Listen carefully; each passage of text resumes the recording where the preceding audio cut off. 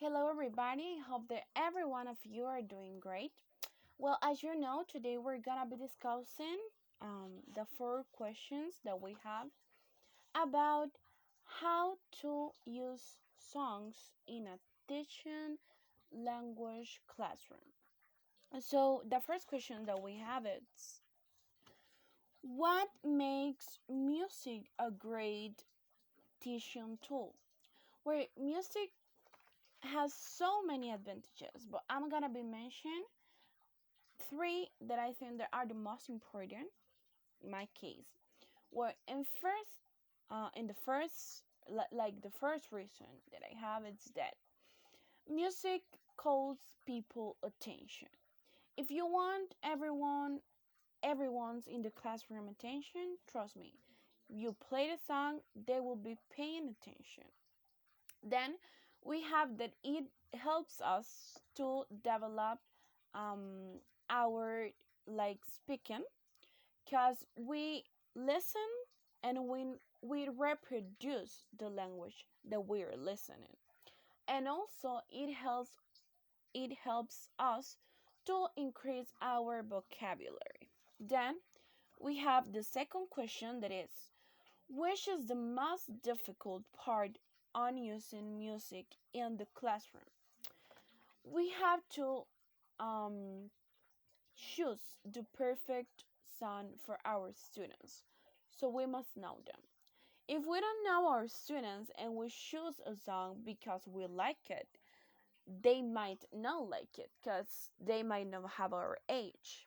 They might not be in our age. They might be older or they might be younger than us. So we need to know our students in order to choose the perfect song for them.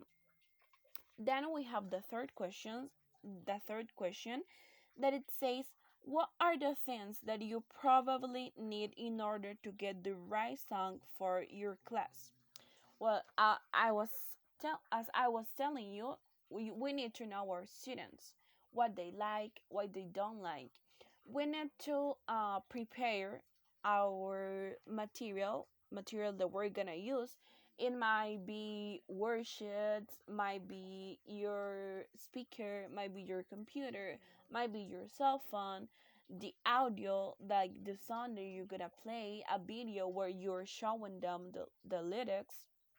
um Maybe if you're reproducing a video, you need a data show. So all of these aspects we need to consider in order to reproduce a song in our classroom. Then we have what are the 6 steps to follow for making a song on the focus on your classroom? So, well, we have to, and in first instance, we need to listen the song, but just listen the song, because what you want is that your student like develop their listening, their hearing, right? Uh, so if you ask them, sorry, to listen to the song, but you ask them to write or to fill a worksheet, they won't be concentrated in what they are listening.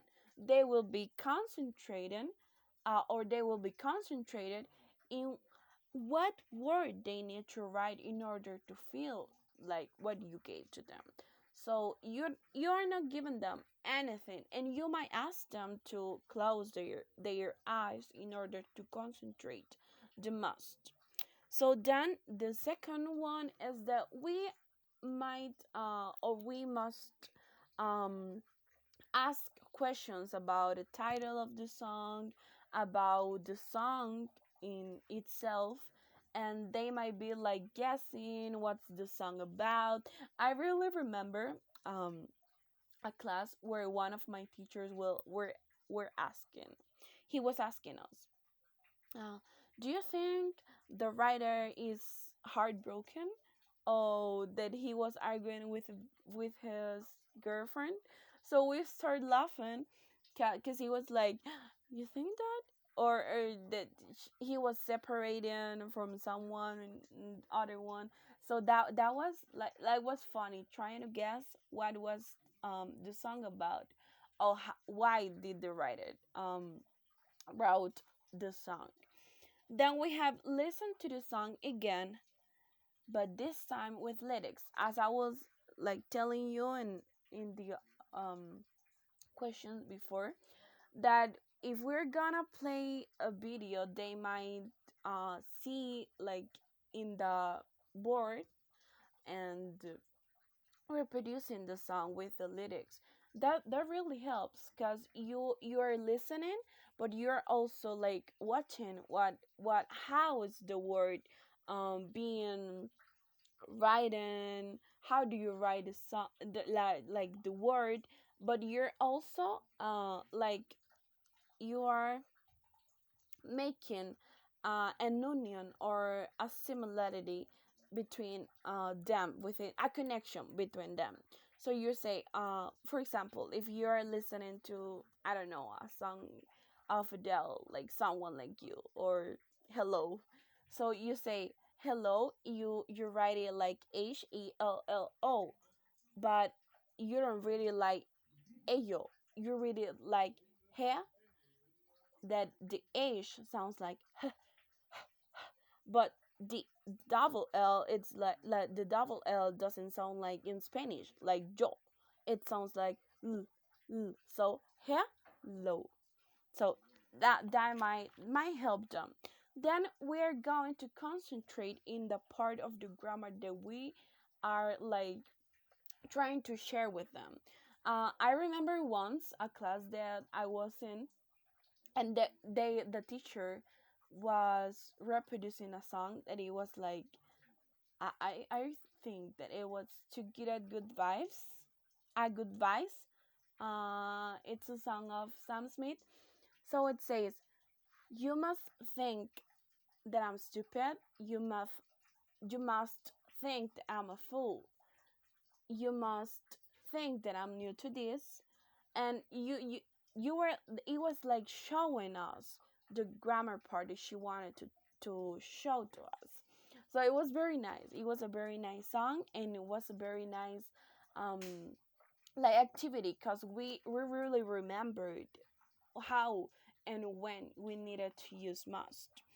Then we have to focus on the idioms that we want them to know, and also the expressions that we want them to get from this song.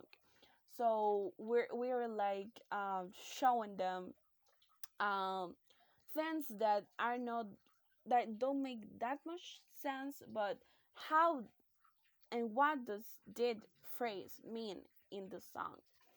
Then we have it says that we might round things off with some creativity. So I remember once too that one of our teachers, she asked us to like listen to the song. I think that it was a song from Sam Smith. I don't really remember exactly, but I really think that it was To Good at Goodbyes too.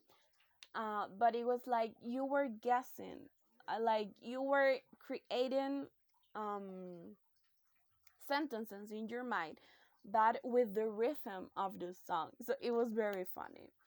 So that was everything I had to say. Really, thanks for your time and for watching the video. Stay safe.